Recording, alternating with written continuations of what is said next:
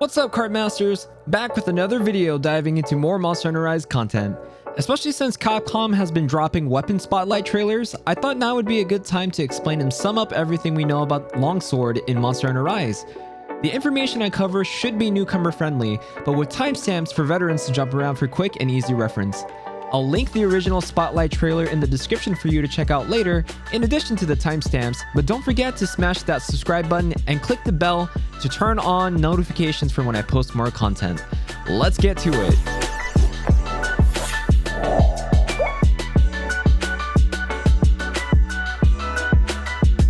I've mentioned this before in the first Longsword video I made, but the majority of moves, if not all moves, from World and Iceborne makes a return, albeit slightly altered. The same most likely applies to other weapons. For those of you that didn't play World or Iceborne, the Foresight Slash is an evasive counter move. It makes its return as king for not only raising your spirit gauge level quickly, but also as a generous counter option in addition to being a positioning tool. When the counter timing is good, the hunter can follow up with a Spirit Round Slash for quick spirit gauge boost. Based on the recent Spotlight trailer, it looks like the follow-up Round Slash can be performed even if the counter is really late. This means potentially either one of two things. Either the timing for the counter became even more generous than it already is, or the Spirit Round Slash can be performed regardless of timing. I personally hope it's none of these things and that the visual cue that we saw was just simply delayed. As much as doing damage is fun, it becomes less gratifying when the damage is brain dead easy. It also looks like it requires zero stamina consumption.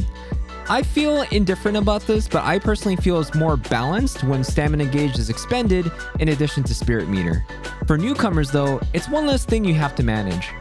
The special sheath also makes a return, and with it, the Iai Slash and Iai Spirit Slash. This is a super welcome return, as special sheath allows you to not only pull off a really strong counter, but it's also integral in chaining attacks and finishers like the Round Slash and Helm Breaker, which allows for more fluid and aggressive gameplay.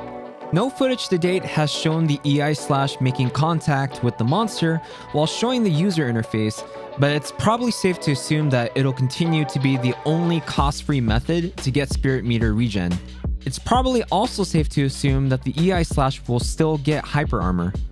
One really cool thing that I noticed is that the Iai Slash allows you to go into Spirit Blade 2 as opposed to an Iceborne where it only links into Spirit Blade 1. The Iai Spirit Slash, on the other hand, got a little bit of an update. In Iceborne, it did a total of 2 hits and had a relatively low height for activation. The problem with the Iai Spirit Slash was that it was very possible for one or both hits to totally miss because the attack had a delayed activation. This problem seems to have been fixed in Rise. If you review the footage during the Tokyo Game Show, you'll notice that the hit is performed in 4 hits. The point of contact counts as 1, with 3 hits following shortly after. If you look at the new Spotlight trailer from Capcom, you'll notice that despite the fact Aknosum jumps into the air, all 4 hits still make contact. In the Tokyo Game Show footage, all hits seem to activate at the area where contact was made. This is potentially very huge for Longsword users, because it's less prone to RNGesus and more reliably depending on a powerful counter option, as opposed to Iceborne, where depending on the monster, RNGesus will most likely betray you, just like the Desire Sensor. Now, in Iceborne, if you missed the counter timing for the attacks, you would lose a level of spirit gauge. Get this, Rise's version of Iai Spirit Slash, when timed, actually raises your spirit gauge level in addition to granting iframes and hyper armor.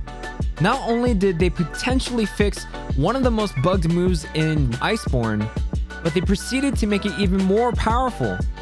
We don't know the motion values for the game yet, but I have a feeling we'll see a lot more use out of the Iai Spirit Slash from users of all levels. Silk bugs can be used to perform a variety of maneuvers. At the cost of 1 or more silk bug gauge, the new silk bind attacks can be performed, which can ultimately serve a variety of purposes, including high damage or even closing gaps. First off, we have the Soaring kick, which uses the silk bug to propel the hunter into the air, vaulting off the monster, which then allows them to perform 2 different attacks, the Plunging thrust or the Helm Breaker. As can be seen in the gameplay footage, the Plunging thrust is a multi-hit attack that provides spirit meter regen. As damage seems relatively weak, there's no way to confirm this, but it feels like this attack would have a high status modifier.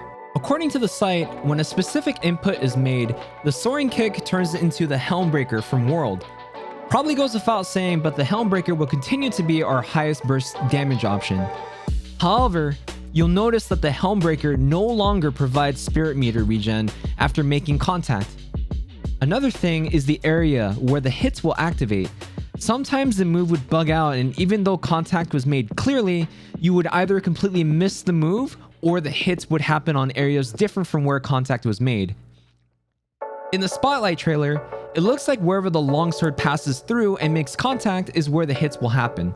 As you can see, there's one hit on the wing, with the rest of the hits falling on the Agnosim's head. While I'd prefer for all the hits to be on the final point of contact, I'm also okay with this if it means that all the hits will be a lot more consistent.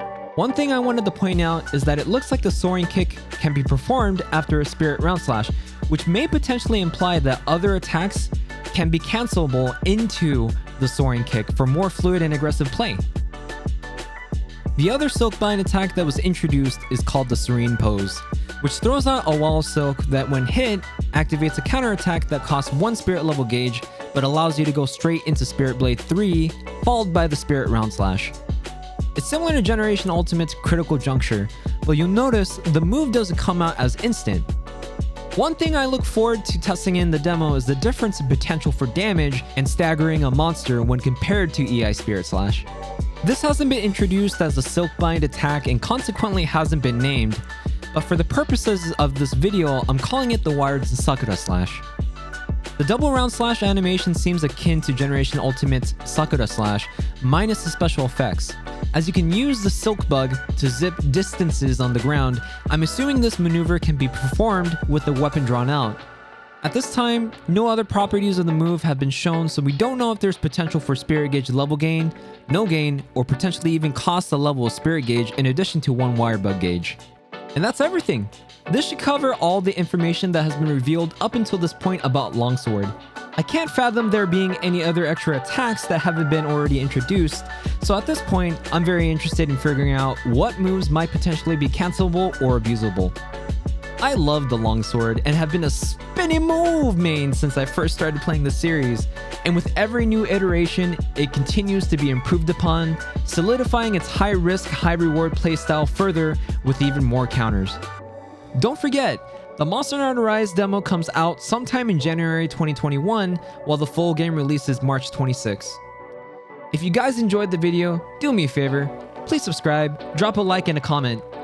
I read all feedback and comments and respond to them as quick as I can and hope to keep making even better quality videos for you. While you're at it, drop me a follow and check me out on Twitch, where you can see a lot of my variety gaming action in addition to Monster Hunter. Especially if you enjoy Longsword plays, you'll definitely enjoy mine.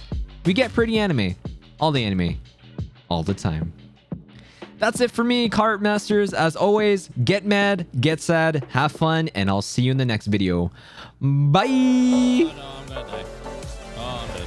Oh, no, I'm not gonna die. I could totally just life powder him, even though I'm on this side of the fence, but I'm just posing. You love me! I see him just falling down to the floor. It's hilarious. You, man! Do something useful!